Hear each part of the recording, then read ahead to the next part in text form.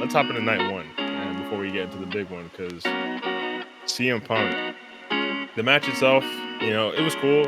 I didn't see the whole match. I watched bits of it back. I don't really care for Gunther personally, but CM Punk, one of my goats. So I was glad to see him. 2025. I think it's been 12 years probably since he won a major title in the Holding Gold in WWE. So this is like a full circle moment for me because he's kind of the wrestler I exited watching WWE with when he exited the company. So that was super cool to see him actually bring home that title, especially the finish. Cool. I'm assuming this Gunther is supposed to be one of these like Iron Man types who is impossible to put down. I saw like he hit him with the GTS. He's like standing, kind of wobbling, not completely getting the finish. He had to hit him with a second one to properly get him out of there. So that was a dope little finish. But just like seeing old man Punk really putting on, he's truly one of the greatest to me in ring as well. Still being able to put on such a show at this age, and leading into the aftermath of that. I'm sure we can get into that and the RUSE of the century, what they're calling it.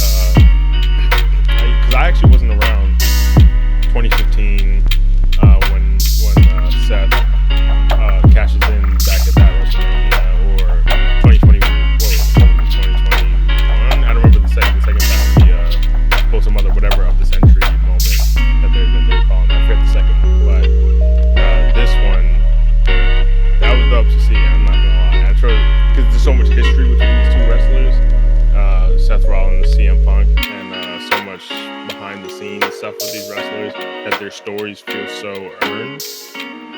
So seeing him cash in on Punk, the whole grandeur of the entrance with the crutches and the injury I was hearing rumblings. I wasn't super tapped into the storyline heading in, but I was hearing rumblings. Is Seth actually injured? I know some people were saying it's a work. Then I heard some people saying, oh, he actually got injured, but then they did an injury match to then cover up the actual injury to make that work. People were saying there's layers to it, like whether or not he was injured or not. But you always feel behind the scenes, whether someone's injured or not, you always feel in the back of your mind like it's probably a work. Like there's probably something more to this. But the way they played it out for his entrance was super fun. And seeing him come out there and cash in RUSE of the century. Now I'm curious where that storyline's gonna go for sure. I think Seth and Punk got something people just want to see, and how that's gonna fit in with Paul Heyman and his history with Roman and all that. I don't know if that's gonna lead into some kind of triple threat type storyline in the future. I know there's been a little bit of teasing of Roman with Heyman and Seth and their history, of course, with the Shield and all that. So I don't know if you have any insight on that as well, but I thought that was a lot of fun. Yeah, man. I think with Seth, it's interesting because he's had a history of knee issues. So when I was watching back in high school, kind of like the peak of my fandom, it was he actually got injured shortly after he had that casting that you mentioned at WrestleMania. So he carried the title for a few months, and then he, I believe, got injured in like late 2015. Could have been, I think, late 2015, potentially early 2016. I think it was late 2015. Yes. That's correct. Because then there was a Royal Rumble for the world title, and he no longer had it. Yeah. So with Seth, it's interesting because I think a knee injury, which is what this was kind of, you could say, announced as, was believable. And those who saw the spot, it looked kind of real. If you actually sit back and watch that match from Saturday night's main event, that looked like a legitimate injury. So I was one of those people that was kind of like, I'm not sure if this is a work. It definitely crossed my mind, but I was also like, man, this is Seth. He is one of the better wrestlers in the company, and he's been at the top for some time, and he has a moveset that he is now kind of dialed back a little bit, but it's still a very risky moveset to have. I think it has a lot of potential to really mess up or to just it's very possible for just an accident to happen. So I didn't completely rule it out, but I think everyone was kind of in that headspace. It was like, man, is it real? Is it not real? I think whether or not anything happened at SummerSlam, that was going to be the big question. And I, during the match, can remember because I was watching it with my brother. I was kind of like I just wrote it down on my phone because I didn't want to spoil anything. So I just wrote down is Seth going to cash in? Or Seth is going to cash in. That's what I put down on my phone. Still safe. But when I saw Seth come out, it was just so perfectly executed because he comes out with Paul Heyman, he comes out with the crutches, he comes out with a knee brace, and initially he's just calling out to Punk after Punk has won this big match, and he's like, you're not going to be holding that title for much longer. So obviously as a fan you're like, okay, at first you're like, man, is he cashing in right now? Okay, he might not be because he's saying that he's not going to do it, but then he turns around, is headed back into the backstage area or Gorilla, and he is walking away, but you see Paul Heyman is still holding the Money in the Bank briefcase. Also, sorry, just quick aside for those who do not know, the Money in the Bank briefcase, it's basically pretend contract, basically it's 1 through a ladder match, so it's 1 through a 6-man ladder match at a pay-per-view during the year. I think it was earlier this year. And basically what it does is if you win that ladder match, if you pull down that briefcase, you have a 12-month window where you can cash in, where you can enter and just completely enter yourself into a match for a world title. So it's a big deal because it's kind of like just like a free pass to winning the title. Not everyone who has cashed in the Money in the Bank has won it, but if you win that briefcase, 9 times out of 10 you are going to be a world heavyweight champion. So it's or a world champion period, because it could be either a world heavyweight championship or the WWE title, which are both of equal caliber. But yes, so Paul Heyman is still holding this briefcase. Seth Rollins is walking back, and he's still holding the crutches, but you see that the camera isn't moving, so that's when I start getting suspicious. And then he has this grand moment where, while his theme song is still playing, and he just completely drops the crutches, lets them go, executes it so perfectly. The theatrics were on point. Turns back around, takes off the embrace, grabs the briefcase, and marches into the ring. Eventually, cashes in on Punk, and it was all that was that. He wins the big thing. He ends the pay-per-view, night 1 of the pay-per-view, with a big, shocking moment. And I think if you just want to see the surprise, go look at TikTok, man. Go look at these reactions, man. If you see these streamers, if you see these crowds, man, just seeing how much we were all swerved by it. Even though that's the cool thing about pro wrestling, is that there's so many possibilities that lie in our minds that we're like, maybe this is gonna happen, maybe this happens, and that's where the intrigue, that's where we're hooked, because you have an idea that okay, maybe there's a little bit more to the story, and sometimes you're right, sometimes you're completely wrong. And I think this pay-per-view is a perfect example of okay, maybe you had something in mind, and what ended up happening may have easily been something that was completely out of left field that you were not expecting. I think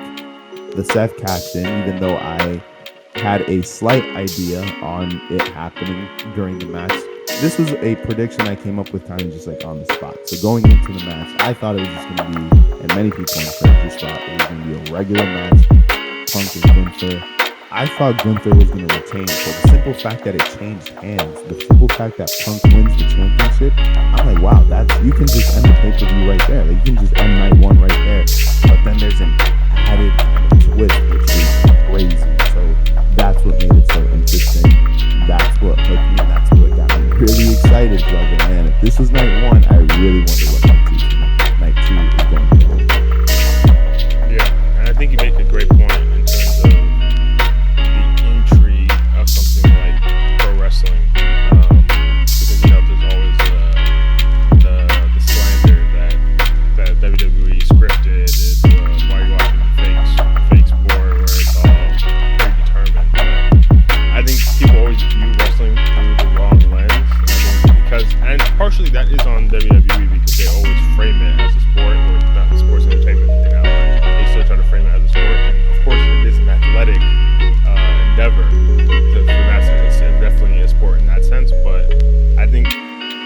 people have to view it more as like compare it more to TV shows than they should any other regular sport, because people don't hate on what's an example? People don't hate on let's just say Severance, for example. It's an actually good show. I wouldn't say Squid Game, but season 2 and 3, crazy fall off. But people don't hate on Severance, for example, because it's scripted, because it's a scripted television show that is predetermined how these actors are going to act these things out. People are still excited. People are still theory crafting what's going to happen in Severance season 3. I'm gassed. I'm curious what's going to happen in Severance season 3. And there's no pullback because it's scripted. Like that doesn't mean anything. So for WWE, there's that same intrigue where it's like, what's gonna happen at this pay-per-view? What is this gonna fall out? Even though there's a bunch of different possibilities in your head, I'm not watching this from a sporting sense of like, oh, who's gonna win, the Chiefs or the Eagles? There's absolutely no way to know. And even for sports, they're usually heavier favorites that is more likely to win. That kind of goes away from that. And WWE is like, even though this is predetermined, I don't know the ending. I don't know, because there's a writer, there's even more chance for subversion to happen, because they know what everyone's expecting, but they can come in and pull off something way more unexpected than you could even imagine. So for something like you said, Seth coming in, we already reached a height in the pay-per-view, Punk gaining the title. That's already a certain height, a certain dopamine hit for the fans. And now the writers know, okay, we got him there, we reeled him in, we got Punk, everyone loves Punk, of course. That's the peak of the event. Now we can pull the rug out from under that, bring in Seth. And you can only really do stuff like that when, because it's predetermined, you know there are expectations, and you can play with those expectations. So I think that's a lot of fun. I think that's something people miss out on with pro wrestling. I think if you start to change your lens and view it more, comparing it more to TV shows and movies or whatever, then actually trying to compare it one-to-one with other sports, and you can get a lot more enjoyment out of it. Speaking of that, if you want to speak on that. One quick thing. Yes, I love that. It's very similar to a TV show. It's very similar to kind of like this movie series, but imagine a TV show or a TV series that is never ending, because it's been running for years and years and years on end, and these eras just kind of bleed into each other. And occasionally you'll get people from different eras popping right back in. So it's like an old character from a TV show that you have not seen on your screen for 10, 15, 20 years, and then they just immediately insert themselves back into this weekly episodic show, right?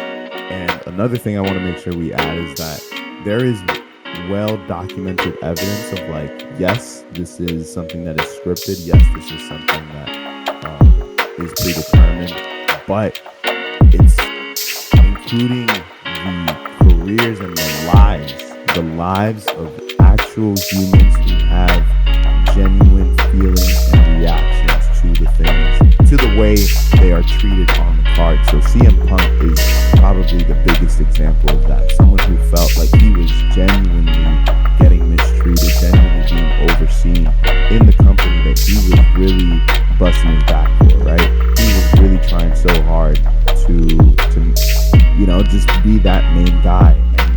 And we saw that he had such a frustration about it that he ends up walking out of the company, ends up bad-mouthing the company to like actual like journalists, to the actual media. This is someone who had genuine, real, raw emotion. And so when you see that real life gets so intertwined into these storylines, I mentioned Seth, the knee injury, the fact that he got teased as a knee injury, or it was announced as a knee injury.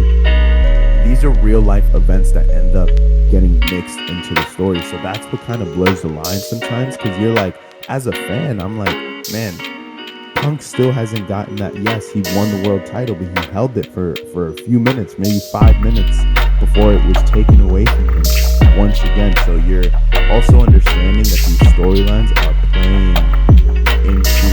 they're playing into the real lives of these people.